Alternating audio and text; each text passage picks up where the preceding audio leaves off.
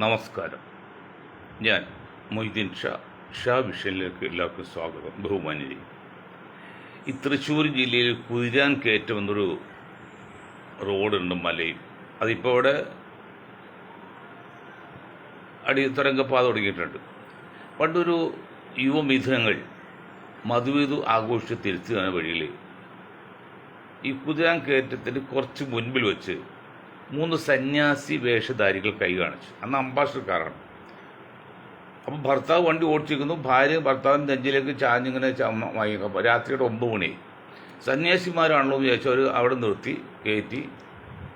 കുറച്ച് പോകുന്ന ഫ്രണ്ടിൽ ഗ്ലാസ്സിൽ കണ്ടു അവർ ഭാണ്ഡക്കെട്ട് അയച്ചു. അതിൽ മുറിഞ്ഞ കൈവേലും സ്വർണ്ണം മോതിരവും അങ്ങനെയൊക്കെ കള്ളന്മാരെന്ന് മനസ്സിലായി. അങ്ങനെ അപ്പോൾ ഭാര്യ സുന്ദരമായിട്ട് നെഞ്ചത്ത് ചാരി കിടന്ന് ഉറങ്ങാണ്. 9 മണിയായിട്ടുള്ളെങ്കിലും. അപ്പോൾ ഇദ്ദേഹത്തിൻ്റെ ബുദ്ധി എന്താ വെച്ചാൽ, ആ കുതിര കയറ്റം വന്നപ്പോൾ വണ്ടി സ്ലോയിലാക്കി. വണ്ടി സ്റ്റാർട്ട് ചെയ്യുന്നില്ല, നിന്നുപോയി. അപ്പോൾ എന്തു പറ്റി? ഒന്നുമില്ല, വണ്ടി ഒന്ന് നിന്ന്. അപ്പോൾ എന്ത് ചെയ്യണം? ഒന്ന് പുറയുന്നാലിൽ ഇറങ്ങി തള്ളാണെങ്കിൽ കുഴപ്പമില്ല. അതിലെന്താ ഞങ്ങൾ തള്ളാലോ തോന്നി. അത് 3 ഇറങ്ങി വണ്ടി തള്ളി. വണ്ടി സ്റ്റാർട്ട് ചെയ്ത് പോകുന്നു. അവർ 3 അവിടെ ആയി. നേരെ തൃശ്ശൂർ പോലീസ് സ്റ്റേഷനിൽ കയറി ഈ ഭാണ്ഡക്കെട്ട് ഏൽപ്പിച്ച് ഇത് പോകുന്നു.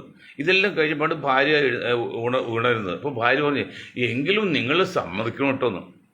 അതുപോലെ ഇസ്രായേൽ യുദ്ധത്തെക്കുറിച്ച് ഞാൻ മിണ്ടുന്നില്ല. ഒരൊറ്റ വാക്ക്, ഇറാനെ സമ്മതിക്കും. ഇറാനെ പൂഴ്ത്തി പറയല്ല. പക്ഷെ ഇത്രയും അമേരിക്കയ്ക്കും ഇസ്രായേലിനും ഒരുമിച്ച് ഇതുപോലെ പ്രഹരം ഏൽപ്പിക്കണമെങ്കിൽ സംതിങ് ബിഹൈൻഡ്, അതിൻ്റെ പുറകിൽ എന്തോ ഒരു ശക്തിയുണ്ട്. ആ ശക്തി എന്താണെന്ന് നമുക്ക് പിന്നീട് മനസ്സിലാവും. ഏതായാലും ആ കാര്യം നടക്കട്ടെ. മറ്റൊന്ന്, നമ്മൾ കേരളത്തിലേക്ക് തെരഞ്ഞെടുപ്പ് വരാണ്. പ്രതിപക്ഷ നേതാവ് സതീഷ്, അദ്ദേഹത്തെ ചില ചെയ്തികളെക്കുറിച്ച് ഞങ്ങൾ വിമർശിക്കാറുണ്ട്. അത് വേറെ വശം. പക്ഷെ ഇന്നലെ പറവൂർ നിയോജകപ്പെട്ട രാജു എന്ന് പറഞ്ഞ ഒരു കോൺഗ്രസ് നേതാവ് എനിക്ക് പറവൂർ സീറ്റ് വേണമെന്ന് ഡിമാൻഡ് വെച്ചപ്പോൾ അതിനെ ഊമിക്കാതെ ഒരേ ഒരു ഓമയേ ഉള്ളൂ. അത് വെറും മോശമായ ഓമയാണ്. അതായത് ഇവരുടെ അടുത്തൊക്കെ പറഞ്ഞത് അത് തന്നെ വേണം. അച്ഛൻ ജീവിച്ചിരിക്കലെ അമ്മയെ കല്യാണം കഴിക്കുന്ന അച്ഛൻ പറഞ്ഞാൽ, ഒരു മകൻ പറഞ്ഞാൽ എങ്ങനെ ഇരിക്കും? ഒരിക്കലും പറയാം, അച്ഛൻ ജീവിച്ചിരിക്കലെ അമ്മയെ കല്യാണം കഴിക്കുന്ന ഒരു മകൻ പറഞ്ഞാൽ എങ്ങനെ ഇരിക്കും? അതുപോലെ മോശമായൊരു പ്രവൃത്തിയായി. എന്നറിയോ, എന്തൊക്കെ പറഞ്ഞാലും സതീശൻജി പ്രതിപക്ഷ നേതാവാണ്. ഈ കൊരങ്ങന്മാരെ നിങ്ങളെ കൂടി തിരഞ്ഞെടുത്തല്ലേ പ്രതിപക്ഷ നേതാവായിട്ട്? അല്ല, അയാൾ ഒറ്റ കയറി ഒന്നല്ലല്ലോ. ആ സതീശൻ മത്സരിക്കുന്ന സീറ്റിൽ നിന്നെ പോലും 3ാം കിട രാഷ്ട്രീയക്കാരൻ ആ സീറ്റിൽ വീണ് പറയുമ്പോഴേ നീയൊക്കെ എന്ത് ധരിച്ചു? നീ അത് ഒറ്റയ്ക്ക് പറഞ്ഞാണോ? ഒറ്റയ്ക്ക് പറഞ്ഞല്ല, അവനെ കൂടി പറയിപ്പിച്ചതാണ്. അതുകൂടി അവൻ്റെ രാഷ്ട്രീയ ഭാവി തീർന്നു കേരളത്തിൽ. അത് വേറെ കാര്യം. അവരെ കൊണ്ട് സതീശ വിരുദ്ധികളായ കോൺഗ്രസ്സുകാർ പറയിപ്പിച്ചാണ്. കോൺഗ്രസ്സുകാർ സപ്പോർട്ട് ചെയ്യുന്ന അവനങ്ങനെ പറയില്ല. പറഞ്ഞാൽ സതീശൻ വച്ചുകൊണ്ടിരിക്കില്ല. ശക്തമായി പിന്നുണ്ട്. ഇതിൽ നിന്ന് എന്തറിയോ, ഞാൻ ഒരു കാര്യം പറയാം. ലീഗുകാരെ കോൺഗ്രസ് നിൽക്കുന്ന കാക്കന്മാർ, മുസ്ലിങ്ങളെ, നിങ്ങൾ പിണങ്ങിയാലും കൊള്ളാം. ഒരു കാര്യം പറയാതിരിക്കാൻ വയ്യ. ഈ 9% വരുന്ന നായർ വിഭാഗത്തിൽ ഈ 100 വോട്ടിൽ 1 വോട്ട് UDF കിട്ടുന്ന നായർ വിഭാഗം അവർ ഇത്തവണ കളിയും UDF വേണം.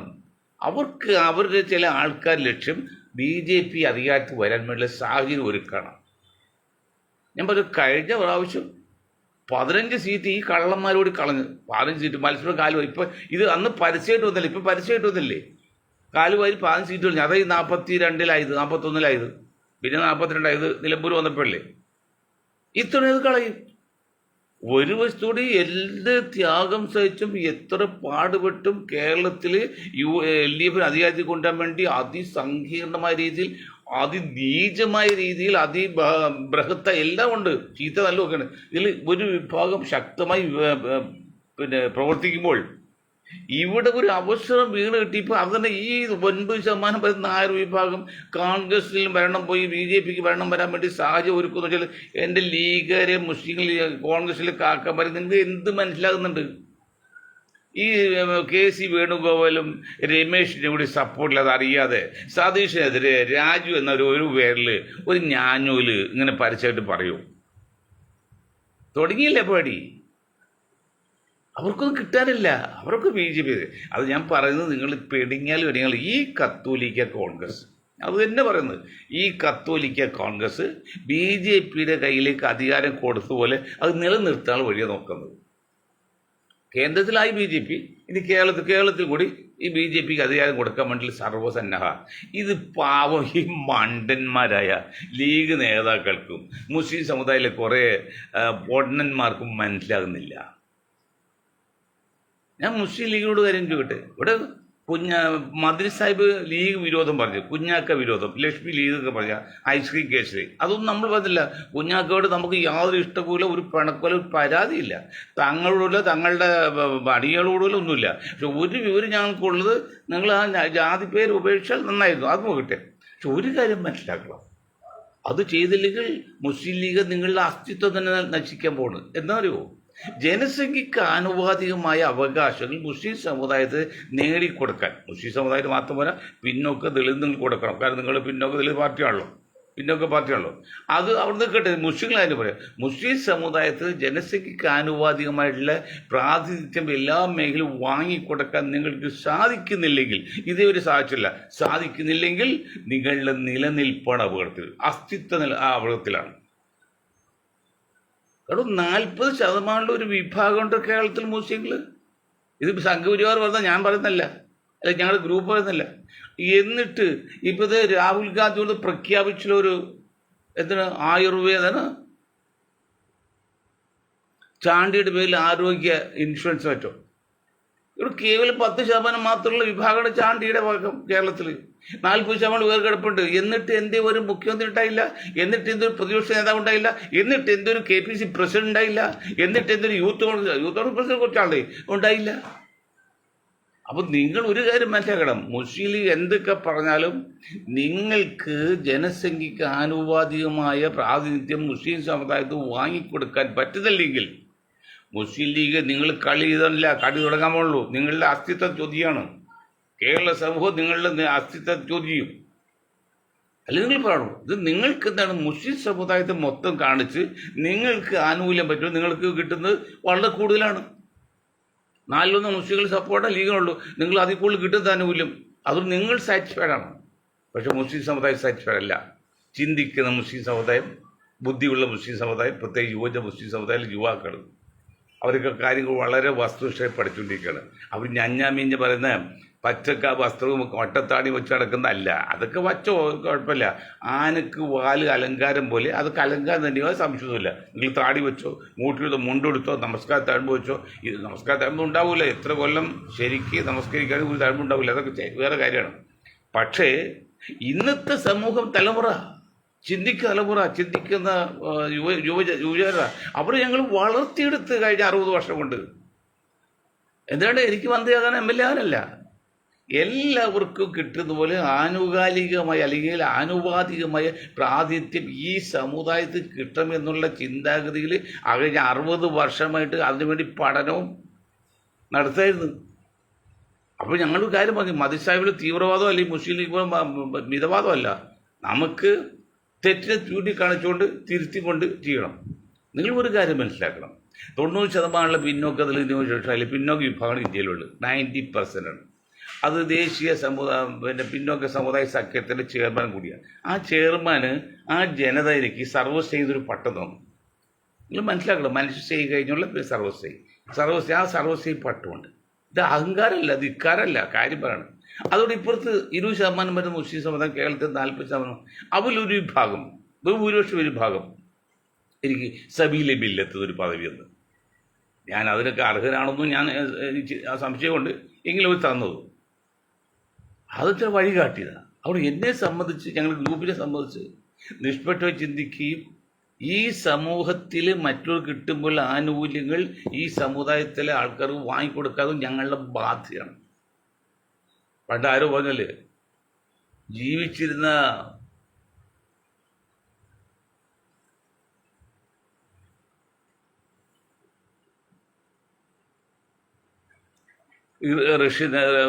ഇറാൻ നേതാവില്ല ഖൊമൈനി, അപ്പോൾ പേര് പോലെ ഖൊമൈനിയേക്കാൾ പേടിയും ഭയവും അമേരിക്കയും ഇസ്രായേലും മരിച്ച ഖൊമൈനിയാണ്. അതുപോലെ ജീവിച്ചത് മൊയ്തീൻ ഷായേക്കാൾ നിങ്ങൾ ഭയപ്പെടണം ഭൂമുഖത്ത് പോയതിനു ശേഷമുള്ള വിധിക്ഷയം.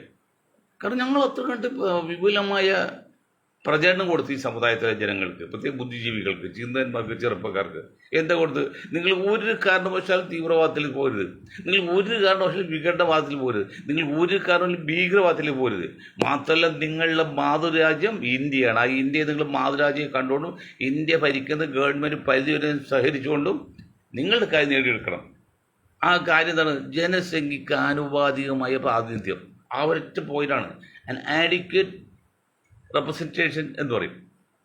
പണ്ട് അംബേദ്കർ പറഞ്ഞിട്ട് അംബേദ്കർ ചെയ്ത, പക്ഷേ ദളിതിന് മാത്രമേ കൊടുത്തുള്ളൂ. ദളിതിന് അവർക്ക് ജനസംഖ്യ അനുപാത സഭയുണ്ട്. അതാണല്ലോ 20% 30 കോടി മുസ്ലിങ്ങളുടെ അടുത്തുകൾ ഇന്ത്യൻ പാർലമെന്റിലേക്ക് 12 പേരെ കുറഞ്ഞപ്പോൾ മറ്റേ അത്ര തന്നെ ജനസംഖ്യകൾ ദളിതുകൾ തന്നെ 140, 2 സഭയിലും കൂടി 106 പേരുണ്ട്. എങ്ങനെ കിട്ടി? ആ 12% റിസർവേഷനുള്ള, അല്ല 20% റിസർവേഷനുള്ളതുകൊണ്ടാണ്. അറിയാമല്ലോ. നിങ്ങൾ ഒരു കാര്യം മനസ്സിലാക്കണം, ഇന്ത്യയിലെ ആദ്യത്തെ പാർലമെന്റ് തെരഞ്ഞെടുപ്പിൽ 36 കോടി ജനങ്ങളാണ് ഉണ്ടായത്. അതിൽ വെറും 36% മാത്രം വോട്ട് ചെയ്തുള്ളൂ, ബാക്കി വോട്ട് ചെയ്തില്ല. പക്ഷെ ആ 36% ഒരാൾ നെഹ്റുവിനെ തിരഞ്ഞെടുത്തത്. ഓക്കെ, അന്ന് 100ഓളം MP ഉണ്ടായിരുന്നു മുസ്ലിം സമുദായത്തിൽ നിന്ന്. കുഞ്ഞാക്കായും മറ്റേ മരിച്ച ഇബ്രാഹിം സാഹിബ് പറഞ്ഞു. ഇബ്രാഹിം സാഹിബിനോട് പറയുമ്പോൾ ഇബ്രാഹിം സാഹിബ് അത് എനിക്ക് അറിയില്ലെന്ന്. ആ പോട്ടെ. അപ്പോൾ കുഞ്ഞാക്കായൊക്കെ മനസ്സിലാക്കും 100ഓളം മുസ്ലിം MP അത് കുറഞ്ഞിപ്പോൾ ഒരു ഡസൻ 12 പേരായി, 12 സംതിങ് ആയി. ജനസംഖ്യക്ക് ആനുപാതികമായിട്ട് കേട്ട് 2 സഭയിൽ കൂടി ഏതാണ്ട് 150ഓളം പേര് കിട്ടണം. രാജ്യസഭയിലും ലോക്സഭയിലും കൂടി 150ഓളം പേര്, റൗണ്ട് അബൌട്ട് 150%. ഇപ്പോൾ കിട്ടുന്നതിനാണ് വെറും 12. രാജ്യസഭയിൽ 5-6 പേര്, അതുകൊണ്ട് 18, 2 ഡസൻ കുട്ടിക്കും. അതല്ല ഉദ്ദേശിക്കുന്നത്. നമുക്ക് ജനസംഖ്യക്ക് ആനുപാതികമായിട്ടുള്ള അവകാശങ്ങൾ, സ്ഥാനമാനങ്ങൾ വേണമെന്നുള്ളതാണ്. അതിൽ നിന്ന് മുസ്ലിം ലീഗ് പുറകോട്ടുമായാൽ പിന്നെ മുസ്ലിം ലീഗിൻ്റെ നിലനിൽപ്പിനെ ചോദ്യം ചെയ്യേണ്ടി വരും. കാരണം കേരളത്തിൽ 67% സമയം മുസ്ലിം ലീഗ് ഇവിടെ ഭരണത്തിലായിരുന്നു, മുഖ്യമന്ത്രി ഉൾപ്പെടെ, 2 ഉപമുഖ്യമന്ത്രി ഉൾപ്പെടെ. എന്നിട്ട് നിങ്ങൾക്ക് 12% റിസർവേഷൻ വാങ്ങിച്ചെടുക്കാൻ പോലും സാധിച്ചോ? മറ്റ് സമുദായങ്ങൾ NSS, ഹിന്ദു ക്രിസ്ത്യൻ സമുദായം, നായർ സമുദായക്ക് അവർ ആനുകൂല്യങ്ങൾക്ക് 4 ഇരട്ടി വാങ്ങിച്ചു. അവർക്ക് കിട്ടേണ്ട ജനസംഖ്യാനുപാതികമായ പ്രാതിനിധ്യത്തേക്കാൾ 4 ഇരട്ടി 3 ഇരട്ടി വാങ്ങിച്ചിട്ടുണ്ട്. നിങ്ങൾക്ക് കിട്ടേണ്ട 12% വാങ്ങിക്കാൻ സാധിച്ചോ? 67% നിങ്ങൾ ഭരണത്തിലുണ്ടായില്ല, മുഖ്യമന്ത്രി ഉൾപ്പെടെ. കാരണം നിങ്ങൾ അധികാരത്തുള്ള, അത് നിങ്ങളോട് പറഞ്ഞത്. മറ്റേ അന്ന് മന്ത്രി സാഹിബ് അധികാരത്തില്ല, അവിടെ പറഞ്ഞിട്ട് കാര്യമുണ്ടോ? കോൺഗ്രസ് ഉണ്ടായത് കുറേയൊക്കെ എന്ത് ചെയ്ത് 12% കൊടുത്തിട്ടുണ്ട്. ഇപ്പോൾ ആകെ ജനസംഖ്യാനുപാതികം നോക്കിയാൽ 3/1 മുസ്ലിങ്ങൾ കിട്ടുള്ളൂ. 12% കിട്ടിയുള്ളൂ. 36% 3/1. ഈ 7 വിഭാഗത്തിൽ പകുതി പോലും കിട്ടിയിട്ടില്ല. പിന്നെ ഇതെല്ലാം ആരിവിടെ കൊണ്ടുപോയി? അവിടെയാണ് 90% വരുന്ന പിന്നോക്ക സമുദായങ്ങളുടെ ഐക്യവേദി അല്ലെങ്കിൽ സഖ്യം പറയുന്നത് ഇത് ശരിയല്ല, ഇതിൽ അപാകതയുണ്ട്, എല്ലാവർക്കും നീതി ലഭിക്കണം. അതാണ് ഇപ്പോൾ ഒരു കാര്യം മനസ്സിലാക്കില്ലേ? ഈ അനർഘ നിമിഷത്തിൽ 2 ടേമിൽ കോൺഗ്രസ് ഭരണമില്ലാതെ നശിച്ച് നാറി പിച്ചത്തെണ്ടി എടുക്കാണ്. ഒരാൾ വാങ്ങിയില്ല. ഇപ്പോൾ കേരളത്തിലുള്ള സ്റ്റേറ്റിലും ഇല്ല. അപ്പോൾ സ്റ്റേറ്റിൽ കിട്ടാൻ ഏതാണ്ടൊരു സാധ്യത വന്നപ്പോഴേ ഈ കായികരി വന്നപ്പോൾ കാക്കക്ക് കാർപ്പുണ്ണ് വായ്പുണ്ണ് വന്ന പോലെ തുറക്കാൻ പറ്റുന്ന അവസ്ഥയിൽ ആയില്ലേ? അതല്ലെങ്കിൽ നമ്മൾ ആലോചിച്ച് നോക്കി, പ്രതിപക്ഷ നേതാവ് ഇതുകൊണ്ട് സതീഷിനെതിരെ ഞാൻ മത്സരിക്കും, ഞാൻ റിബിളായി മത്സരിക്കും, എനിക്ക് സ്ഥാനം വേണ്ടുന്നൊരു ഒരാൾ പറഞ്ഞപ്പോഴേ വാസ്തവത്തിൽ അഭിമാനമുള്ള കോൺഗ്രസ് നേതാക്കൾ ആരെങ്കിലും ഉണ്ടെങ്കിൽ, ആത്മാർത്ഥയിൽ കോൺഗ്രസ് പ്രവർത്തകരുണ്ടെങ്കിൽ അവൻ പിന്നെ വെളിച്ചം കാണുമോ? അവൻ റോഡിറങ്ങുമോ? എന്താ ഞാൻ നിങ്ങൾ അന്ന് ആലോചിച്ച് നോക്കി, ഉമ്മൻചാണ്ടിയുടെ മണ്ഡലത്തിൽ അവിടെ ഒരുത്തൻ പറയണം എനിക്ക് ഇവിടെ സ്ഥാനം വേണമെന്ന് പറഞ്ഞാൽ അവൻ പിന്നെ ഭൂമുഖം കാണുമോ? കാണാൻ പാടില്ല. പാർട്ടിയിൽ നിൽക്കുകയാണെങ്കിൽ അല്ലാത്തൊരു ചെയ്യാം. അപ്പം 2-3 പോയിന്റോട് നിങ്ങൾ ശ്രദ്ധിക്കണം. ഇതൊരു മനഃശാസ്ത്ര കൂട്ടായ്മയാണ്, ഫിലോസഫിക്കൽ കൂട്ടായ്മയാണ്, പിന്നെ ശാസ്ത്രീയ കൂട്ടായ്മയാണ്. എന്താണ് 2 കാര്യം? എനിക്ക് സീറ്റ് വേണം, സീറ്റ് കിട്ടിയാൽ വിമതനായി മത്സരിക്കും. BJP പോകുന്നതിന് പതിരില്ല, അവസരം കൈ BJPയിൽ പോകാനായിരിക്കും. അപ്പോൾ അതിനു വേണ്ടി നിങ്ങൾ ഒരു കാര്യം മനസ്സിലാക്കേണ്ടത്, നമ്മുടെ റിട്ടയർഡ് DGP ഇല്ലേ, അദ്ദേഹം ഒരു കാര്യം പറഞ്ഞു, സതീശനെ പോലെ ഉള്ള മത്സരിക്കുന്നിടത്ത് പ്രതിപക്ഷ സ്ഥാനാർത്ഥി വഹിക്കരുത്, അല്ല BJPയുടെ സ്ഥാനാർത്ഥി വഹിക്കരുത്, അത് പ്രതിപക്ഷ സ്ഥാനാർത്ഥിയെ സപ്പോർട്ട് ചെയ്ത് തോൽപ്പിക്കുന്നൊരു വാക്ക് പറഞ്ഞിട്ടുണ്ട്. സരകല ഒരു DGP ആയിരുന്നാളല്ലേ, അത് തീരെ മണ്ടയെന്ന് പറയാൻ പറ്റുമോ? ഇതൊന്നും കോൺഗ്രസ് മനസ്സിലാക്കുന്നില്ല. ഇന്ന് 110 സീറ്റ് കിട്ടും. കമ്മ്യൂണിസ്റ്റ് പാർട്ടി പോയി. എന്ത് അടിസ്ഥാനത്തിലൂടെ നിങ്ങൾ 110 സീറ്റ് കിട്ടും പറയുന്നത്? എന്ത് അടിസ്ഥാനത്തിലുണ്ട്? ഒരു 75 സീറ്റിൽ കിട്ടി ഭരണം നിലനിർത്താൻ നമ്മളൊക്കെ പാടുപെടുമ്പോൾ 110 സീറ്റും കിട്ടുന്ന പിന്നെ ദിവാസ്വപ്നത്തിലാണ്. എന്നിട്ട് കാലുവാരല് എന്ത് കാര്യം തരുമോ? ഒരു തൊഴിലാളി സമരം, ശമ്പളം കൂടുതൽ വേണ്ടി കുറേ ദിവസം സമരം ചെയ്യുക കമ്പനിൽ. അപ്പോൾ ഒരുത്തം വന്നിട്ട് പറഞ്ഞ് സമരം ഞാൻ തീർത്തു തരാം, എനിക്ക് കുറച്ച് കാശ് തന്നാൽ മതി. ഒരു മധ്യസ്ഥൻ പാർട്ടിക്കാലത്ത് അതെങ്ങനെ ചെയ്യും? അതൊക്കെ തീർത്തു തരാം. അങ്ങനെ പണം വാങ്ങിച്ചിട്ട് 13 കാശി 2 പേരെ പിരിച്ചു വിട്ടി. 2 പേര് പിരിച്ച് നോട്ടീസ് കിട്ടി. പിറ്റേ ദിവസം അവർ മുദ്രാവാക്യം മാറ്റി, പിരിച്ചു വിട്ടവരെ തിരിച്ചെടുക്കുക, പിരിച്ചു വിട്ട് തിരിച്ചെടുക്കുക. തോറ്റില്ല തോറ്റിട്ടില്ല തൊഴിലാളി എന്ന് പറഞ്ഞാൽ മുദ്രാവാക്യം വിളിച്ച് പറഞ്ഞ് പിരിച്ചു വിട്ട് തിരിച്ചെടുക്കാതെ ആ 2 തിരിച്ചെടുത്ത് സമരം തീർന്നു. പക്ഷെ അവരുടെ ലക്ഷ്യം എന്തായിരുന്നു? ശമ്പളം കൂടുതലാണ്. ആ വിഷയങ്ങളിലെ അതുപോലെ സതീശനെ എതിർക്കുക എന്നല്ല, സതീശനെ അവിടെ ഒരു സ്ഥാനാർത്ഥി മത്സരിപ്പിക്കാൻ വേണ്ടി അല്ലാതെ സതീശനെ ഒന്ന് പോയിന്റ് ഔട്ട് ചെയ്യണം, ഒന്ന് ലിമിറ്റ് വാങ്ങണം. നിങ്ങൾ സകലകല വല്ലഭനല്ല, നിങ്ങൾ അത്ര ഈസി വാക്കോറല്ല. ആൾ ഏകപക്ഷമായിട്ട് മുഖ്യമന്ത്രി സ്ഥാനം ചോദിക്കാതല്ലോ. അതിനൊക്കെ പുറകിൽ കളിക്കുന്ന ബുദ്ധിശക്തി ആരുടെയാണ്? അതാ ഞാൻ പറഞ്ഞത്. എൻ്റെ പൊന്ന നായർ സഹോദരങ്ങളെ, നിങ്ങൾ എന്നോട് വിഷമം വിചാരിക്കാൻ നിങ്ങൾക്ക് ആരും ഇഷ്ടപോലെ. ഞാൻ അതിൽ ഒരു വിഭാഗം നേതാക്കളെ കുറിച്ച് മാത്രം പറയുന്നത് അല്ല. പാവപ്പെട്ട നായർ സമുദായത്തെക്കുറിച്ച്, ക്രിസ്ത്യൻ സമുദായത്തെക്കുറിച്ച് ഞങ്ങൾക്ക് ഒരു പരാതിയില്ല. വളരെ ജെന്വിന്മാരാണ്, അധ്വാനം ജീവിക്കുന്നവരാണ്. പക്ഷേ ഈ ഒരുപറ്റ നേതാക്കളാണ് കുഴപ്പമുണ്ടാകുന്നത്. അപ്പോൾ കിട്ടാമെന്ന് പറഞ്ഞിരുന്ന ഭരണം ഇപ്പോൾ കളയാൻ പോവാണ്. അതിൽ മമ്മൂട്ടിയുടെ കാര്യം എനിക്ക് പറയാതിരിക്കുമല്ലോ. ഈ സിനിമ ആൻഡ് സീരിയൽ വ്യൂവേഴ്സ് അസോസിയേഷൻ്റെ സ്ഥാപക പ്രസിഡന്റ്, ഇന്ത്യയിലെ സ്ഥാപക പ്രസിഡന്റ് മൊയ്തീൻ ഷാ ഒരു കാര്യം പറയണം. അത് സിനിമ വന്നിട്ട് 110 വർഷമായി, കേരളത്തിൽ 100 വർഷം കഴിഞ്ഞു. ഈ സെലിബ്രിറ്റി എന്നൊക്കെ പറയല്ലേ, രക്തം വിറ്റുപോലും കാശ് വാങ്ങി ടിക്കറ്റ് എടുത്ത് അതിൻ്റെ വിഹിതം പറ്റിയാണ് ഈ മമ്മൂട്ടി ഉൾപ്പെടെ നസീർ ഉൾപ്പെടെ എല്ലാ കാലിഭാഗത്തിലും എല്ലാ ദിവ്യന്മാരും വലിയ ആളായത്. ഇവരൊക്കെ വരും നമുക്കറിയാലോ, കോലമൊക്കെ അറിയാലോ. അത് കഴിഞ്ഞ് പണമൊക്കെ വന്ന് പ്രതാപമായിപ്പോ പിന്നെ അവർക്ക് സെലിബ്രേറ്റ് ചെയ്യും, അവർക്ക് പരസ്യത്തിന് കാശ് കോടികൾ കൊടുക്കണം, ഒക്കെ ചെയ്യണം. അതൊക്കെ ചെയ്തോട്ടെ. അപ്പം ഞങ്ങൾ അന്ന് ഒരു വർഷങ്ങൾക്ക് ഒരു കാര്യം പറഞ്ഞത്, ഈ സെലിബ്രിറ്റിയൊക്കെ പരസ്യത്തിന് എടുക്കരുത്. പരസ്യത്തിന് അഭിനയിക്കുക, അതൊരു പ്രത്യേക വിഭാഗം ആൾക്കാരുണ്ട് ലോകത്ത്, കേരളത്തിലുണ്ട്. മോഡൽ അവർക്ക് വെള്ളമൊക്കെ അടിക്കല്ലേ. മമ്മൂട്ടി മോഹൻലാൽ ചെന്ന പിന്നെ അവർക്ക് ചാൻസ് കിട്ടുമോ? അപ്പം എല്ലാ സ്ഥലത്തും ഇവർ ചെന്ന് ആധിപത്യം സ്ഥാപിക്കുകയാണ്. അപ്പം മമ്മൂട്ടിയൊക്കെ കുറച്ചുകൂടി മമ്മൂട്ടി ശ്രദ്ധിക്കേണ്ട കാര്യം മണ്ടത്തിലാണ് കാണിച്ചുകൊണ്ടിരിക്കുന്നത്. കാരണം ഞാൻ പറഞ്ഞു, അന്നിപ്പോൾ ഒരു അസുഖം വന്നു ശാരീരികമായിട്ട്. അത് നിസ്സാര അസുഖമല്ലോ. ഓരോ പണക്കാർ, ഒരു സമ്പന്ന, ഒരു സെലിബ്രിറ്റി കിട്ടിയ അതുപോലെ റാങ്കുള്ള രോഗമാണ് ക്യാൻസർ രോഗമാണെന്ന് മനസ്സിലായില്ല. അവളുടെ കഞ്ഞിയും കുടിച്ച് അടങ്ങി കുറച്ചു കാലം നിന്നെങ്കിൽ കുറച്ചു കാലം ജീവിക്കുമായിരുന്നു. ഇത് അതെല്ലാം മാറ്റി വീണ്ടും ഈ മേക്കപ്പ് എന്നൊക്കെ അപ്പം നിങ്ങൾക്ക് അറിയുമോ? ഞാൻ ഈ സിനിമ ആൻഡ് സീരിയൽ വ്യൂവേഴ്സ് അസോസിയേഷൻ്റെ പ്രസിഡന്റ് പറയാണ്, മേക്കപ്പ് ഈ സിനിമയിൽ അഭിനയിക്കുക എന്ന് പറഞ്ഞാൽ ലേലത്തിൽ പിന്നെ സോമൻ ഒന്ന് ആത്മാർത്ഥ അഭിനയിച്ച് 6 മാസം കഴിച്ചില്ല. അതുപോലെ ഒരാളുടെ 50-60 വർഷത്തെ ജീവിതകാലത്ത് ആ സംഭവമാണ് 2 മണിക്കൂർ കൊണ്ട് പറഞ്ഞൊപ്പിക്കുന്നത്. അപ്പോൾ അതാണ് നാടകീയത എന്ന് പറഞ്ഞത്. നാടകീയ മുഹൂർത്തം പറഞ്ഞങ്ങനെയാണ്. അപ്പോൾ അതിനുവേണ്ടി നമ്മുടെ മനസ്സിൽ പാകപ്പെടുത്തി എന്തുമാത്രം സ്ട്രെയിൻ ചെയ്യണം.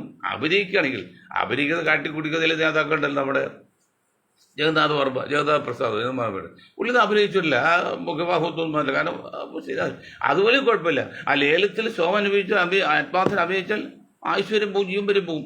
അത്ര ഉള്ളിൽ തട്ടി അഭിനയിക്കുന്നത്. ആ നിലക്ക് അടങ്ങുതിരിക്കാതെ പിന്നെയും പണവും പ്രതാപവും വേണമെന്ന് വെച്ചപ്പോൾ വിഷമമില്ല നടക്കാണ്. ആളവശനായിട്ടുണ്ട്. രോഗം എന്താണ്? നിസ്സാര രോഗമാണോ? അപ്പം അത് എന്തെങ്കിലും ആവട്ടെ, അതൊക്കെ അവരുടെ അവകാശം. പക്ഷെ എന്നാലും അവിടെ വന്ന സഖാവ് വന്നപ്പോൾ കുറച്ചുകൂടിയൊക്കെ നയറ്റിൽ നിന്ന് മതിയായിരുന്നു. അത് രഹസ്യമായിട്ട് പുള്ളിക്ക് ബുദ്ധിയൊക്കെ ഇടുന്ന പറഞ്ഞത്. പക്ഷെ അത് ചില സമയത്ത് പണ്ടത്തെ പറഞ്ഞു പോകും. ഇത് ആദ്യമായിട്ടേ പിന്നെ ഉണ്ടായിട്ടുണ്ട്. അത് ഏറ്റവും ആദ്യം ഈ അമിതമായ പണം വരുമ്പോഴേ അത് ചിന്തിക്കാൻ സമയമില്ല. എന്ത് ചിന്തിക്കണം, നമ്മളിൽ പണമുണ്ട് ഇഷ്ടം പോലെ. അങ്ങനെയാണ് അദ്ദേഹം ഒരു ബുദ്ധിമാനായിരുന്നെങ്കിൽ എൻ്റെ സംഭാഷണം കേൾക്കുമായിരിക്കുമല്ലോ. ജനിച്ച് നാട്ടിൽ ഇതിന് പറവൂര് നമ്മുടെ പി കെ അശ്വതയില്ലേ, ആ ചെറ്റ പാടപ്പോൾ കുറഞ്ഞ കുടിലല്ലേ ഇപ്പോഴും അത് നമ്മൾ പുരാവസ്ഥയോട് കാഴ്ചവെക്കുക. അപ്പോൾ അദ്ദേഹം ജനിച്ചു വളർന്ന വീട്ടിൽ അത് പുരാവസ്തുവായിട്ട് വഹിക്കുകയും അവിടെ വഹിക്കുന്ന സ്ഥലമുണ്ടല്ലോ, അവിടെ എന്തെങ്കിലും ഉമ്മാടെ വാപ്പയുടെ ആരുടെയും പേരിൽ ഒരു അനാഥ മന്ദിരമോ. ഇന്നിപ്പോൾ ഞാൻ ഒരു അനാഥ മന്ദിരത്തിൽ അമ്മമാർ താമസ സ്ഥലത്ത് പോയി അവർ കണ്ട് സ്വീകരിച്ച് അവർക്കുള്ള ഭക്ഷണം ഏർപ്പാടി പോകുന്ന അത് നമ്മൾ കണ്ടു നോക്കണം. 10-100 പേരുണ്ടാകുന്നത് അവരുടെ മുഖഭാവവും അവരുടെ ബുദ്ധിമുട്ടും നമ്മളൊക്കെ പറഞ്ഞ് സമാധാനപ്പെടുത്തി പ്രാർത്ഥിച്ചതൊക്കെ പോകുന്നു. അതുപോലെ അങ്ങനെ ഒരു അനാഥ മന്ദിരം അല്ലെങ്കിൽ ഒരു എന്തെങ്കിലും ഒരു ഇൻസ്റ്റിറ്റ്യൂട്ട് തുടങ്ങിയാൽ അത് ജനങ്ങൾക്ക് സേവനം ഉണ്ടാവും, മരിച്ചാലും ഉണ്ടാവും. ഇപ്പോൾ പ്രേം നസീർ ഇത്രയും കാലം കൊണ്ടുനടന്നത് ഒരു ബസ് സ്റ്റോപ്പ് പോലും ഉണ്ടാക്കിയിട്ടുണ്ടോ പ്രേംനസീറിൽ? കാരണം ജീവിച്ച് അതാണ് കയറി ഗൗരിമ ജീവിച്ചു തന്നെ അവർ പേരിൽ ഒരു എഞ്ചിനീയറിംഗ് കോളേജ് ഉണ്ടാക്കി ചേർത്തല ഭാഗത്ത്. പിന്നെ വെള്ളപ്പള്ളി നടേശൻ അത് തന്നെ പറവൂർ മെഡിക്കൽ കോളേജ് ഉണ്ടാക്കി. അവർക്കറിയാം മരിച്ചു ജീവില്ലെന്ന്. അതുപോലെ ഇദ്ദേഹം ജീവിച്ചിരിക്കാൻ ഇത്ര കോടിയിട്ട് പന്താണ് മമ്മൂട്ടി ജീവിച്ചിരിക്കാൻ എന്തെങ്കിലും ഒരു രണ്ട് കാരണം. ഒന്ന്, വരുമാനം കിട്ടേണ്ട സ്ഥാപന ഇൻഡസ്ട്രി നമുക്ക് നിത്യം വരുമാനം പറ്റും അല്ലെങ്കിൽ ബിസിനസ്സൊക്കെ. മറ്റൊന്ന് ജനസേവനം ചെയ്യാൻ പറ്റിയ ഇതുപോലെ സോഷ്യൽ വർക്ക്. ഇത് രണ്ടും വേണം. ഒന്നിനും പാരലായിട്ട് വേണം. ഒന്ന് നമുക്ക് വരുമാനം കിട്ടും, മറ്റൊന്ന് ജനസേവനമാവും. ഇതുപോലെ ചെയ്യണ്ടോ? 5 ലക്ഷം 10 ലക്ഷം കൊടുക്കും അല്ലെങ്കിൽ കോടി കൊടുക്കും. അതൊക്കെ കൊടുത്താൽ അതോട് തീർന്നല്ലേ? നമ്മൾ വിശക്കുന്നവന് ഭക്ഷണം കൊടുത്താൽ ഒരു നേരത്തെ ഭക്ഷണം കൊടുത്താൽ അവൻ്റെ അന്നത്തെ വിശപ്പ് മാറും എന്നല്ലാതെ അതൊരു സമൂഹത്തിന് അവർ തന്നെ നേട്ടമല്ല. അപ്പം നിങ്ങളൊരു അസുഖം വന്ന രോഗിക്ക് 5 ലക്ഷം കൊടുത്ത് നല്ലത് തന്നെ, തെറ്റല്ല. അതുകൊണ്ട് ആ കുട്ടി ചിലപ്പോൾ രക്ഷപ്പെട്ടേക്കാം, അല്ലെങ്കിൽ അത് സഹായമാകുമെന്നല്ലാതെ അത് ദീർഘമായി ചിന്താതാണോ? ദീർഘമായി ചിന്തിക്ക് 2 കാര്യം ചെയ്യേണ്ടത്. ഒന്ന്, നിങ്ങൾ വരുമാനം കിട്ടാവുന്ന എന്ത് ഇൻഡസ്ട്രി, പണം ഉണ്ടായില്ലോ, ഇഷ്ടം പോലെ ഉണ്ടായില്ലോ, അതൊക്കെ എവിടെ ചെയ്തറിയില്ല. മറ്റൊന്ന് സേവനത്തിന് പറ്റി ഇതുപോലെ അനാഥ മന്ദിരം പോലെ ഇതൊക്കെ ചെയ്യേണ്ട മമ്മൂട്ടി സാഹിബ്. അതെന്തെങ്കിലുമായിട്ട് അങ്ങയുടെ ഇഷ്ടമാണ്. പക്ഷേ ഇതുപോലെ സാഹചര്യത്തിൽ കുറച്ച് ചിരിച്ചുകൊണ്ട് ഇപ്പം ഞങ്ങളുടെ അടുത്ത് അയിമുള്ള ഇത് ആളുണ്ട്. പുള്ളി ഒരു സരസരാണ്. ഇപ്പോൾ ഈ മതപ്രസംഗ സമയത്തൊക്കെ ഒരു 10-500 പേരുണ്ടെങ്കിൽ എല്ലാവരും കാശ് കൂടെ പേര് വയ്ക്കും. പുള്ളി മാത്രം പേര് വയ്ക്കില്ല. അപ്പോൾ എല്ലാവർക്കും മനസ്സിലായി ആളിന്നാത്. അതൊരു പരസ്യമാണ്. പേര് പറയാതിരിക്കുന്ന ഒരു പരസ്യമാണെന്ന് പറയും പോലെ. അപ്പോൾ അദ്ദേഹത്തെ പറമ്പിലേക്ക് കപ്പ നട്ടുണ്ട്. കപ്പ നട്ടപ്പോഴേ എന്ത് ചെയ്യുന്നത്, നമ്മൾ ഈ ആടിൽ വെക്കുന്ന ആട് വന്ന്, അപ്പോൾ ആടിനെ കൊണ്ട് ഈ അടുത്ത് വീട്ടിൽ കൊടുത്തിട്ട് പുള്ളി പറയണേ, അപ്പോഴേ ഇനി എൻ്റെ പറമ്പിലേക്ക് ആണെന്ന് ഞാൻ അതിനെ അർത്ഥം തിന്നിട്ടൊന്ന് ചിരിച്ചോട്ട് പറഞ്ഞത് എന്ന് പറഞ്ഞ പോലെ മമ്മൂട്ടിക്ക് മാറ്റി എത്തി പറയാതെ എപ്പോഴും എൻ്റെ കൂടെ നിൽക്കണ്ട കേട്ടോ, രാഷ്ട്രീയമല്ലല്ലോ എന്ന് പറയാൻ പോട്ടെ, അതൊക്കെ അദ്ദേഹം ചെയ്യട്ടെ. അപ്പോൾ ഏതായാലും കോൺഗ്രസ്സുകാരെ UDF വരെ നിങ്ങൾ ഭരണത്തിൽ കയറിയാലും കഴിയില്ല, നിങ്ങൾ സ്ഥാനാർത്ഥി നിർണ്ണയം നടത്തുമ്പോൾ ഈ സമുദായത്തിന് പറ്റേണ്ട രീതിയിലുള്ള 47 സീറ്റ് കൊടുത്തേ തീരൂ.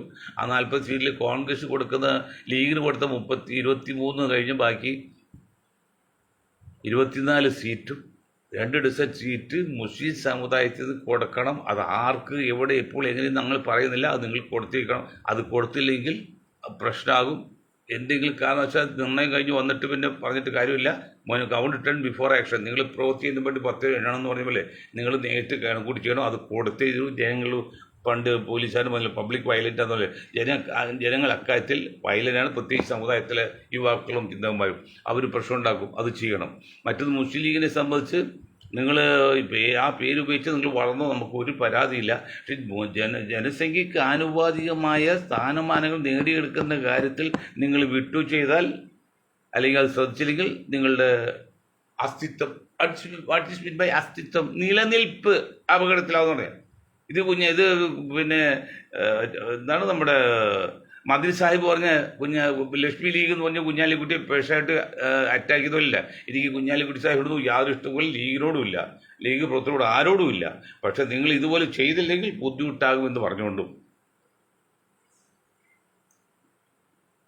ഞാൻ